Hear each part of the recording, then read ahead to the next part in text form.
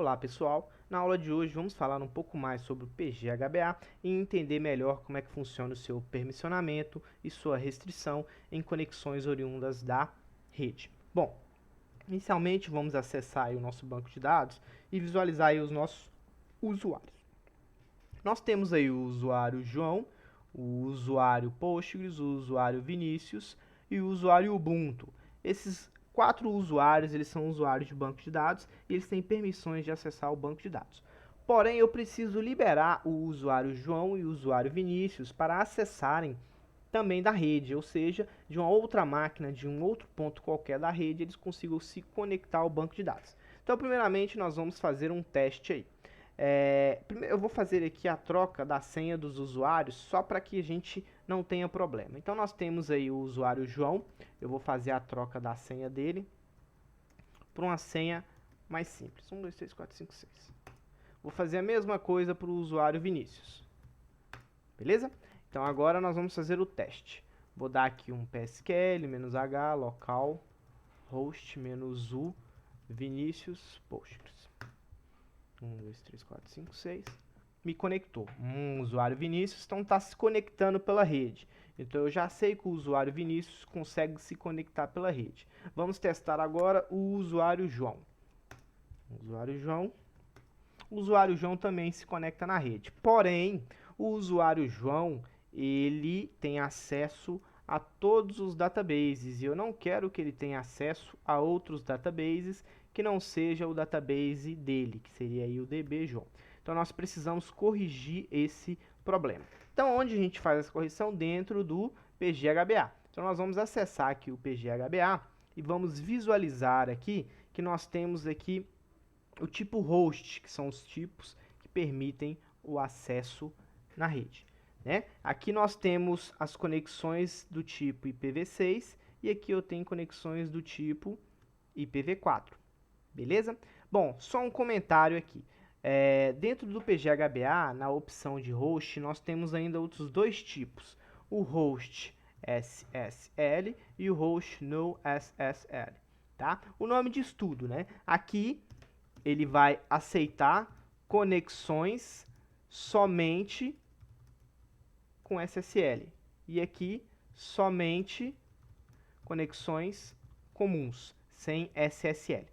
Beleza? Qual que é o problema desse host no SSL? O problema aqui é quando eu tenho o quê? Conexões na internet, ou seja, o meu banco de dados ele está aberto para a internet. Outras pessoas de qualquer lugar do mundo podem fazer consultas no meu banco de dados. Então, se eu trabalhar com host no SSL, corre o risco de que outras pessoas não autorizadas consigam capturar as informações que vão estar trafegando em texto plano. Né? Então isso aí não é legal. Imagina dados sigilosos trafegando em texto plano, isso não é bacana. Então sempre tomar cuidado ao utilizar o host no SSL. De preferência não utilizar. Por quê? Porque o próprio host já aceita tanto o host SSL quanto o host no SSL. Então eu posso trabalhar com os dois utilizando o host, tá?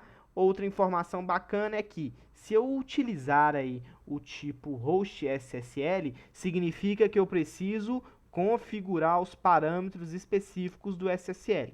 Então eu tenho que ir lá no postgres.conf e configurar lá as minhas chaves privadas e públicas do meu SSL. Beleza? Bom, então com essas informações já faladas, nós agora vamos fazer o quê? Nós vamos definir aí a permissão para o usuário João, de forma que ele só acesse o banco de dados DB João. Então vem aqui host DB João, que é o banco de dados que ele vai acessar.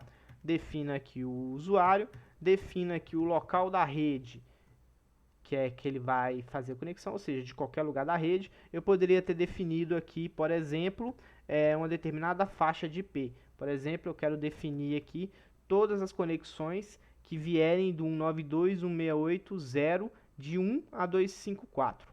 No caso aqui, eu vou deixar de qualquer lugar da rede, que eu não quero ter nenhum tipo de restrição. E por último, eu defino o método de autenticação, ou seja, eu quero o MD5. Por que o MD5? O MD5 é o que vai garantir que a senha esteja criptografada. Os dados da senha vão se trafegar criptografados de uma forma muito mais segura. Beleza? Então aqui eu liberei para o usuário João. Porém, qual que é o problema ainda? O problema aqui é que o usuário João, se ele não for der certo nessa linha, ou seja, se por algum motivo eu tentar conectar usando o usuário João em outro banco de dados diferente do DB João, ele vai conseguir porque eu ainda estou liberando o acesso dele aqui. Então, para eu corrigir isso, o que eu vou fazer é bloquear esse acesso, definindo aqui o usuário Vinícius. Então, aqui eu estou permitindo que o usuário Vinícius tenha acesso a qualquer banco de dados e o método de autenticação também seja MD5. Beleza? Outra coisa que eu tenho que fazer é bloquear esse do IPv6. Por quê? Porque senão ele vai liberar aqui o usuário João acessar qualquer database. Então nós vamos sair salvando. Vou dar aqui um reload no meu Postgres. E eu vou tentar agora fazer a conexão utilizando o usuário João dentro do Postgres. Ele não me permitiu. Bom, beleza. Então agora eu vou tentar o DB João. DB João. Ele ainda não me permitiu. Porém, se nós formos analisar lá o PGHBA, a gente vai perceber que está tudo certo. O que é que pode ter dado errado?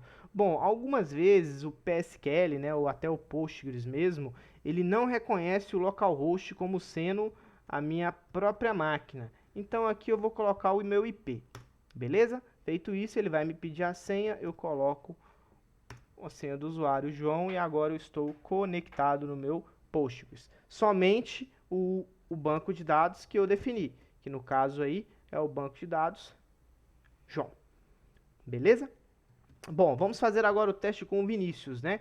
Nós fizemos aí o João, agora vamos fazer o teste com o Vinícius, né? O Vinícius tem acesso a qualquer banco de dados Postgres, porém ele vai dar o mesmo problema. Por quê? Porque ele não está reconhecendo o localhost como sendo meu IP de loopback, né? Como sendo meu 127.0.0.1. Então aqui eu ponho o meu IP local e faço o teste novamente. Coloco a senha e ok, estou conectado no meu Postgres.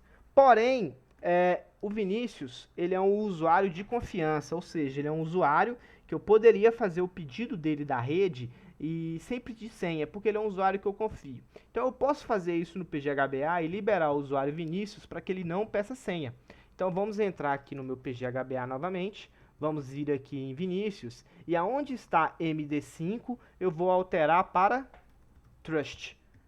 Beleza? Saio salvando, lembrando de dar um reload no meu Postgres e agora eu vou conectar com o usuário Vinícius e ele não me pede mais senha. Beleza? Isso significa que eu posso me conectar de qualquer máquina da rede e o usuário Vinícius não pede senha.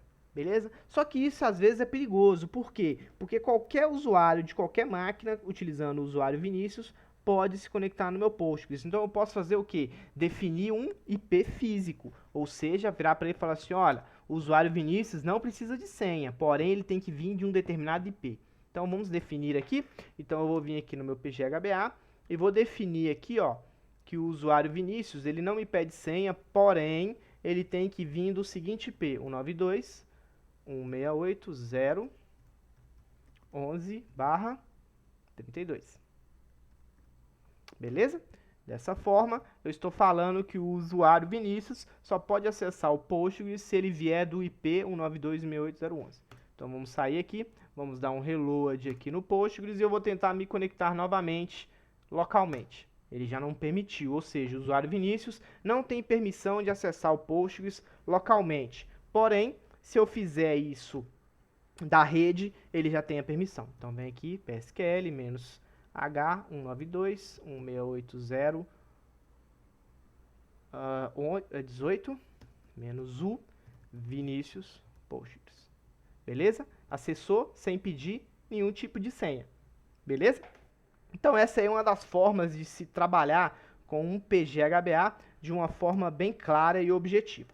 Beleza, pessoal? Espero que vocês tenham entendido bastante como é que funciona o PGHBA e lembrando que as alterações feitas nele não precisam de restart, basta um reload. Beleza? Então até a próxima aula, até mais.